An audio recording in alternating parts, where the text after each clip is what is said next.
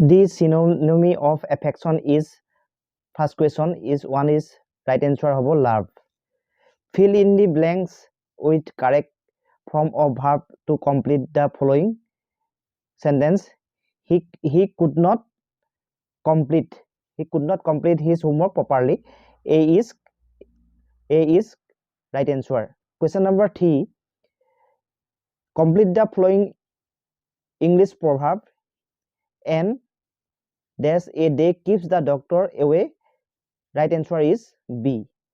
An apple a day keeps the doctor away. Right answer is B.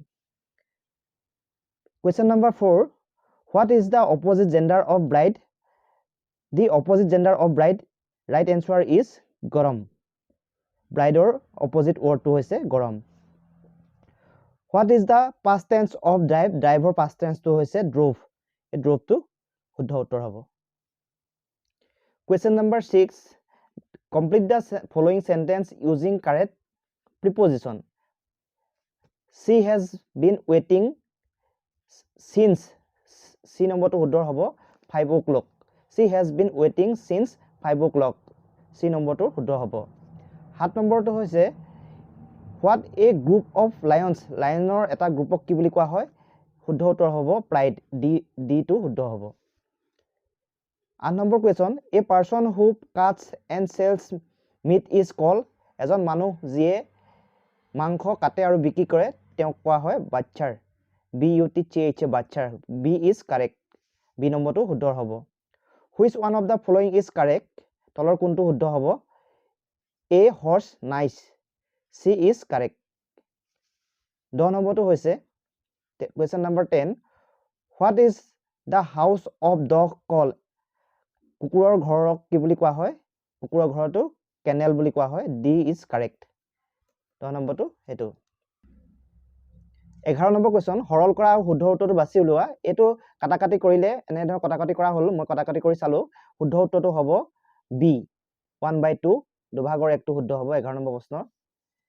12 number প্ৰশ্ন. দুটা সংখ্যাৰ যোগফল 74. সংখ্যা দুটাৰ এটা আনটোতকৈ 10 বেছি। সংখ্যা দুটা কি হ'ব?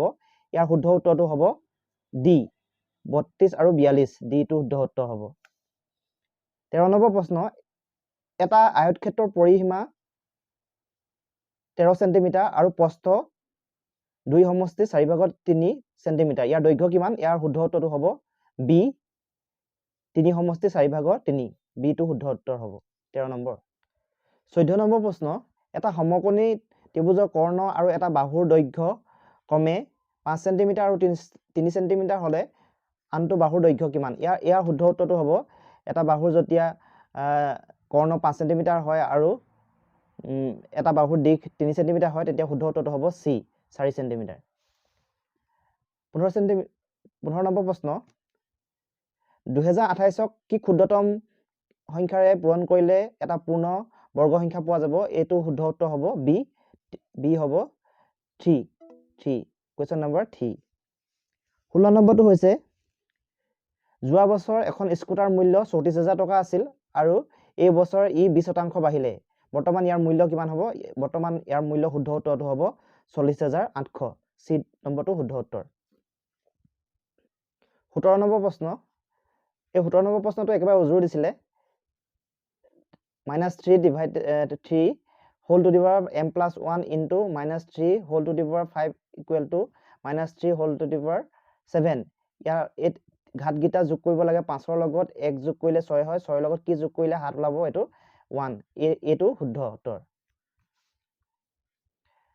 18 নম্বৰ প্ৰশ্ন হৈছে 15 জন শ্ৰমিকে এখন বেৰ 24 ঘণ্টাত সম্পূৰ্ণ কৰিব পাৰে তেনেহলে সেই একে কাম 30 ঘণ্টাত কৰিবলৈ কিমানজন শ্ৰমিক লাগিব?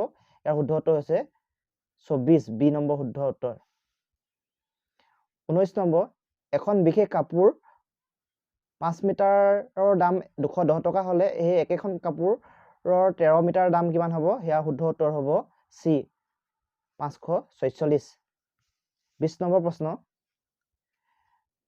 এটা 2 অংকৰ সংখ্যা ওলোটাই লিখিলে আন এটা নতুন 2 অংকৰ সংখ্যা পোৱা যাব যি মূল সংখ্যাটোতকৈ 63 অধিক। মূল সংখ্যাটো কি হ'ব? ইয়াৰ শুদ্ধ উত্তৰ হ'ব D 29 নম্বৰ 29 হ'ব। 29টোৰ ওলোটাই লিখিলে 92 92 পৰা 29 বিয়োগ কৰিলে 63 পোৱা যায় শুদ্ধ উত্তৰটো হ'ব ডি 21 নম্বৰ প্ৰশ্ন পৃথিৱীৰ আটাইতকৈ জনবহুল দেশ কোনখন শুদ্ধ উত্তৰ হ'ব চীন দেশ শ্ৰীলংকাৰ ৰাজধানী কি 22 নম্বৰ প্ৰশ্ন শুদ্ধ উত্তৰ হ'ব কলম্বো 23 নম্বৰ প্ৰশ্ন তলত দিয়া কোনগৰাকী হল ভাৰতৰত্ন গ্ৰহণ কৰা প্ৰথম মহিলা ভাৰতৰত্ন গ্ৰহণ কৰা প্ৰথম মহিলা হৈছে ইন্দিৰা গান্ধী বি টু শুদ্ধ উত্তৰ হ'ব বি 24 নম্বৰ প্ৰশ্ন দা ডিস্কভাৰী অফ ইণ্ডিয়া কিতাপখনৰ ৰচয়িতা কোন জৱাহৰলাল নেহৰু শুদ্ধ উত্তৰ হ'ব জৱাহৰলাল নেহৰু 24 নম্বৰ প্ৰশ্নৰ শুদ্ধ উত্তৰ হ'ব বি 25 নম্বৰ প্ৰশ্ন মহাকাশত অৱস্থান কৰা প্ৰথমজন মানৱ কোন আছিল শুদ্ধ উত্তৰ হ'ব চি ইউৰি গাগৰিন 26 নম্বৰ প্ৰশ্ন শিখ ধৰ্মৰ প্ৰতিষ্ঠাপক কোন আছিল শিখ ধৰ্মৰ প্ৰতিষ্ঠাপক আছিল চি গুৰু নানক দেৱ 27 নম্বৰ প্ৰশ্ন ভাৰতৰ লৌহ মানৱ বুলি কাক জনা যায় ভাৰতৰ লৌহ মানৱ বুলি চৰ্দাৰ বল্লভভাই পেটেলক জনা যায়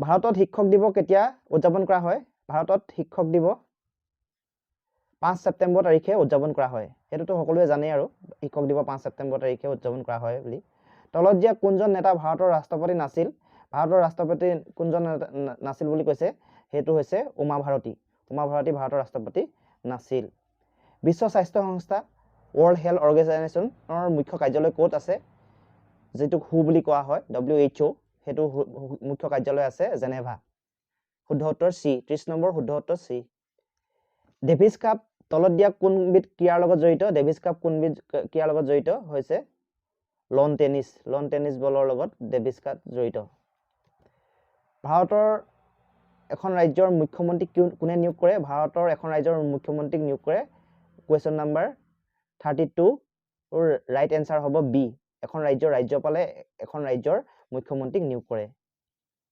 33 শিখসকলৰ স্বৰ্ণমন্দিৰ ক'ত আছে শিখসকলৰ স্বৰ্ণমন্দিৰ আছে অমিত খৰ শুদ্ধ উত্তৰ ডি 33 নম্বৰ শুদ্ধ উত্তৰ ডি 34 নম্বৰ চেন্নাইৰ পুৰণা নাম কি চেন্নাইৰ পুৰণা নাম হৈছে মাদ্ৰাজ এটা নামদাফা ৰাষ্ট্ৰীয় উদ্যান ভাৰতৰ কোনখন ৰাজ্যত আছে নামদাফা ৰাষ্ট্ৰীয় উদ্যান ভাৰতৰ অৰুণাচল প্ৰদেশত আছে এটো শুদ্ধ উত্তৰ সি নম্বৰ শুদ্ধ উত্তৰ 35 নম্বৰ প্ৰশ্নৰ শুদ্ধ উত্তৰ হ'ব সি 36 নম্বৰ প্ৰশ্নৰ উত্তৰ সৰ্বশেষজন মোগল সম্ৰাট কোন আছিল সৰ্বশেষজন মোগল সম্ৰাট আছিল বাহাদুৰ শাহ জাফৰ 37 নম্বৰ প্ৰশ্নৰ উত্তৰ মৌৰ্য বংশ কোনে প্ৰতিষ্ঠা কৰিছিলে মৌৰ্য বংশ প্ৰতিষ্ঠা কৰিছিলে চন্দ্ৰগুপ্ত মৌৰ্যই 37 নম্বৰ শুদ্ধ উত্তৰ হৈছে এ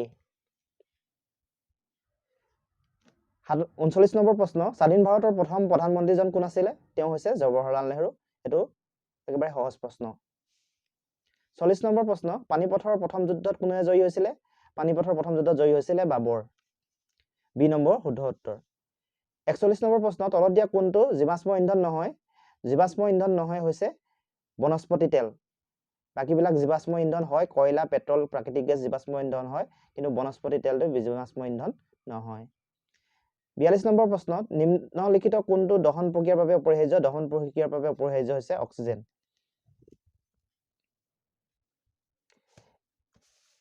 43 নম্বৰ প্ৰশ্ন এটা জীৱকোষৰ নিউক্লিয়াছত তলত দিয়া কোনটো থাকে এটা জীৱকোষৰ নিউক্লিয়াছত তলত দিয়া ক্ৰমোজম থাকে 44 নম্বৰ প্ৰশ্ন তলত দিয়া কোনটো স্ত্ৰী জনন অংগ নহয় হেতু হৈছে ফেলোপিয়ান টিউব 44 নম্বৰ শুদ্ধ উত্তৰ হৈছে বি 45 নম্বৰ প্ৰশ্নৰ শুদ্ধ উত্তৰ হৈছে শব্দই বায়ুশূন্য মাধ্যমৰ মাজেৰে গতি কৰিব নোৱাৰে ডি টু শুদ্ধ উত্তৰ 45 নম্বৰ 46 নম্বৰ প্ৰশ্নৰ শুদ্ধ উত্তৰ হৈছে তলত দিয়া কোনটো বিদ্যুতৰ সুপৰিবাহী বিদ্যুৎ পাৰ হৈ যাব পাৰে হেতু হৈছে বি তাম